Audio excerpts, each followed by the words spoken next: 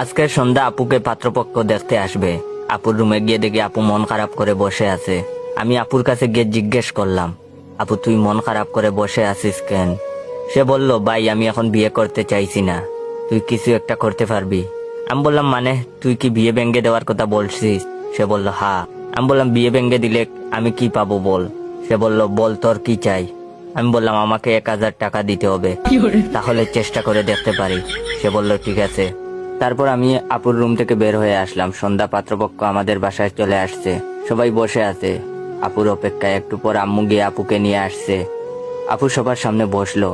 একজন আপুর নাম জানতে চাইলো, আপু নাম বলল। দেখলাম আপুর বয়সী একটা মেয়েও আসছে। মেয়েটা আপুকে জিজ্ঞেস করলো, আপনার সব থেকে পছন্দের জিনিস কি? আমি আপুর আগে বললাম, ময়ে ময়ে। মেয়েটা বলল, ময়ে ময়ে মানে কি? আমি বললাম, হিসাব বুঝো না, দুধু খাও। একটা ভদ্রলোক বলে উঠলো, এই ছেলেটাকে? আমি বললাম, তুই এখনো আমার পরিচয় জানিস না?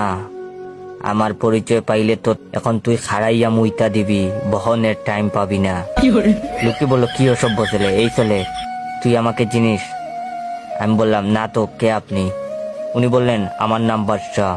আমি বললাম, আপনার নাম যদি বাদশাহ হয় তাহলে আমার নাম কি হইতে পারে? আপনাকে মতো কিছু ফকিন্নি পুলার নাম বাদশাহ বলেই আজ দেশের এই অবস্থা। লোকটা বলল, বেয়াদব ছেলে।